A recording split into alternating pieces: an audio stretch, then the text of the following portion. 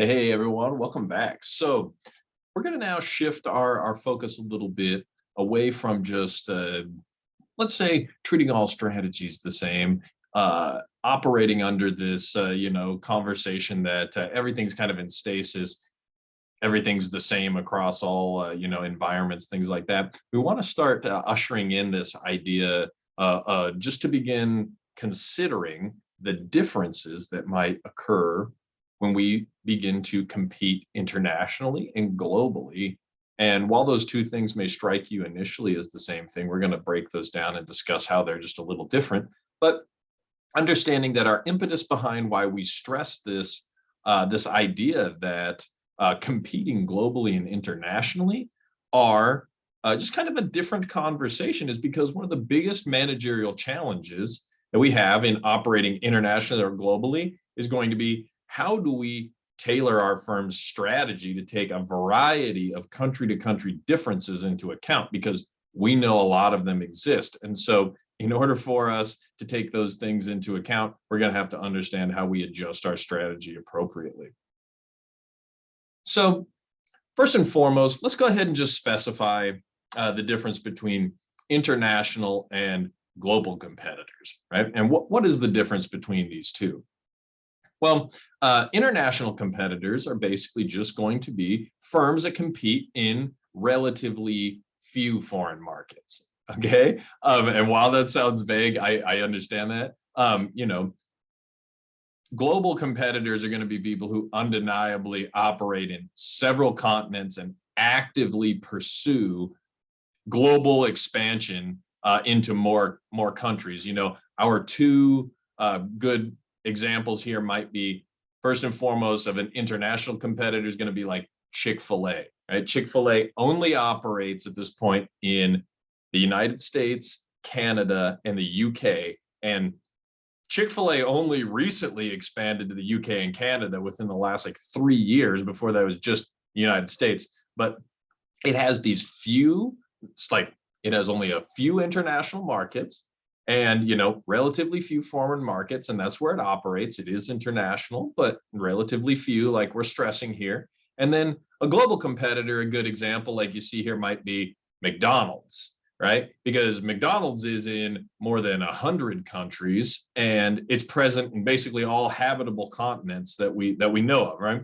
I was actually extremely shocked. I led a study abroad this summer where I took a group for about a month to Rwanda, and we stayed in Kigali, in the capital city in Rwanda, and we found that actually, wow, made it to a country where there were no McDonald's. There are no McDonald's in the entire country. It was kind of a shocker to me. But typically, a firm is going to start competing internationally by entering one or two foreign markets, kind of like we see Chick-fil-A doing.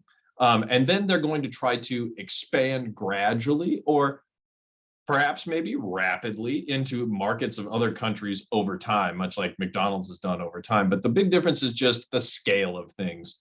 International is going to be relatively few foreign markets, while a global company is one that is actively trying to pursue expansion to more and more countries and is doing so. And it has a presence in multiple countries in that sense. So big difference, multi-country versus global competition, right? Multi-country competition is basically going to exist, like it says here, when competition in one national market is not really going to be closely connected to competition in other national markets, right? There's no global or world market for what we're offering, only self-contained markets within countries, right? Our Chick-fil-A's are not competing against one another, for market share between the United States and Canada. It's not a global or an international market for, chicken sandwiches in that sense. So global competition is going to exist a lot of the time when we see competition between organizations. Is going to exist when competitive conditions across those national markets are actually connected strongly enough that our competitors are going to compete head to head across countries, right? So global or world markets, when they exist, the way we can really look at this and break this down is just looking at this from a multi-country perspective.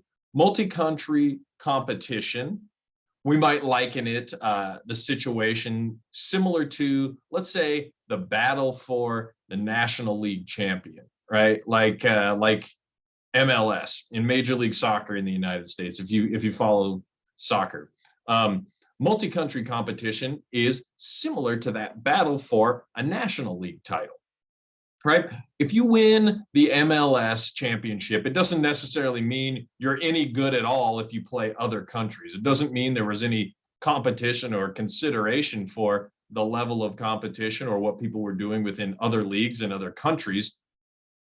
You were just good in the sense of the MLS, right? Doesn't necessarily mean you're any good at all when you play other countries. While the global competition is often much more fierce because you got to be the best of the best, right? Global competition is kind of like the world championship, sort of like, and not just the false world championship that we call everything in American sports in that sense. We're actually talking about a legitimate world championship, like the World Cup, let's say. So when you win the World Cup, it pretty much means you could take on anyone and you could be competitive because it is competition across those national lines. It is the absolute best of the best from all markets coming together and competing against one another. So we just wanted to take this time to first and foremost explicitly state this idea about international and global competition and understanding what the difference between these two ideas are as we move forward when we talk a little bit more about this whole idea about adjusting our strategy for international and global competition.